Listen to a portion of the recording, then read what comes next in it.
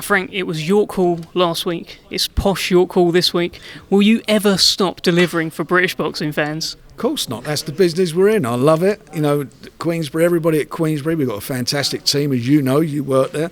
We've got a great team now, and we all enjoy what we're doing. And the end product of what we do are the events.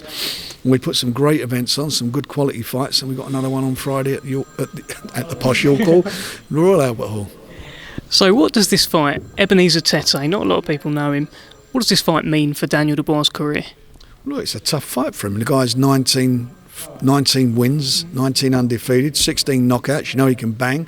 Reports we've had back that any sparring he's had with Larty, which was the fight that Daniel had which was a real, was a bit of a bang up for a while until Daniel exploded that bomb on him. That he more than held his own and given him some problems. So if it's going to be like half as good as that fight, it's going to be great. He can't afford to slip up. You know, in the last year, there's been so many upsets for different reasons. You know, Wallin never had a chance against Tyson, yet Tyson sustained that bad cut early on in the fight, which caused him a lot of problems, impaired his vision, and Wallin came out of it with a lot of credit as showing his determination, because he's an undefeated fighter. But you know, Tyson obviously done the business and won it on the judges' scorecard. I don't take any of these guys for granted in the heavyweight division. They throw bombs. Mm-hmm. Anything can happen when one of those lands, whether it's a knockout or a bad cut. Anything can happen with them. And you'd rather Daniel boxed his way to a 12-round sort of jab points decision a la Klitschko than have another tear up like Larty, right? I'd much rather him absolutely come out and put a major boxing display on and knock him out in the first round, but that ain't no.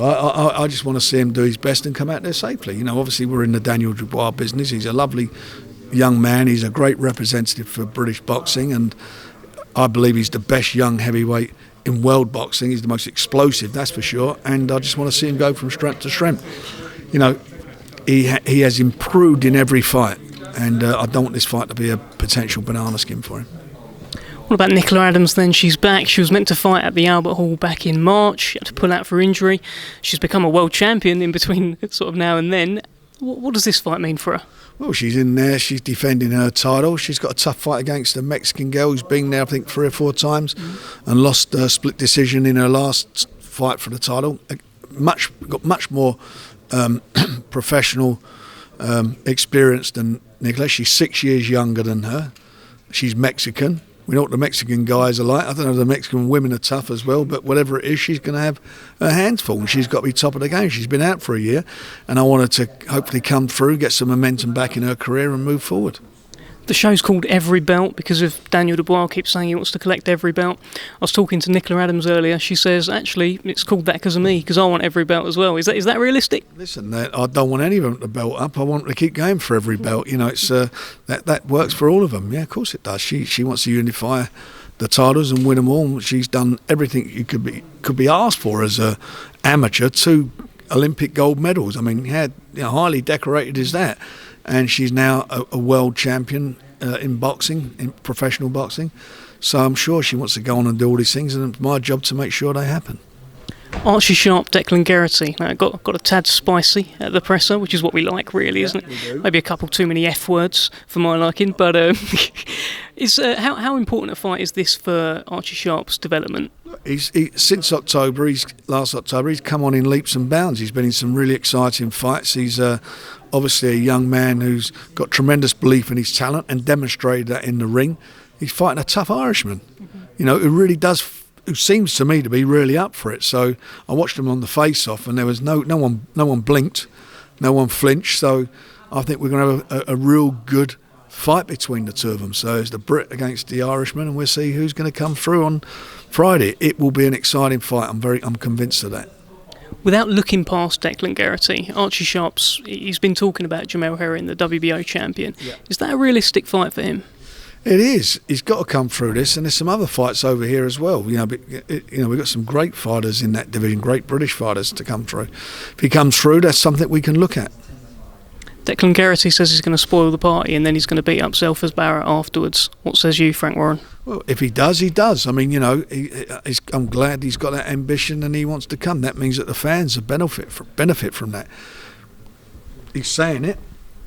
Now he's got to do it. So let's see where we go. And and one thing's for sure about him, he definitely comes to fight. So we will see whether he can upset the party and spoil Archie's progression that he's had certainly over the last year. If he does that, then he'll be fighting Zelfa Barrett. That ain't a problem. We can make those fights, but he's got to do it. That's a big ask. I can't remember a show, certainly within the last few years, where we've had so many kids making their debuts as well. This is really what you're about, isn't it?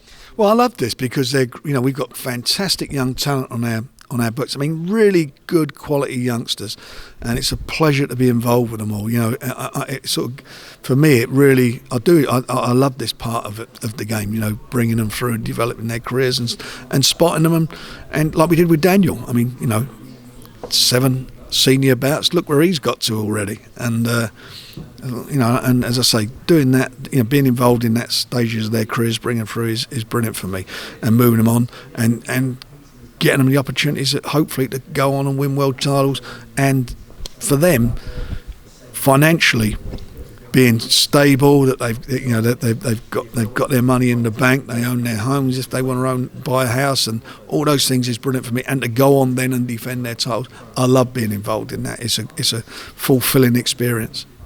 And those debutants are the likes of Sam Noakes, Ethan James, Louis Edmondson. There's so many coming through. It feels like there's a new signing every day at the moment, Frank. Well, we've signed up a lot of guys lately, but all of them are good quality youngsters. All of them. Every one of them, you look at them, you think, I don't know where they're all coming from, to be quite honest. I mean, there's so much talent around, and it's a joy to be involved with, as I say. So, we got to keep busy, and we are busy, and you're going to see all this on BT Sport, and hopefully we can follow all these young men and their journeys towards doing bigger and better things. Final one, Frank. Tell everyone watching this interview at home why they should be tuning in Friday night. Because you're going to see, in my opinion, the future of world heavyweight boxing in Daniel de Blois, and he's a Brit.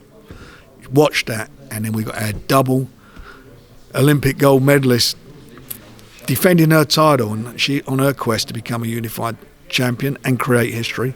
And then we've got a cracking fight between Declan and our man Archie. That's going to be a great fight.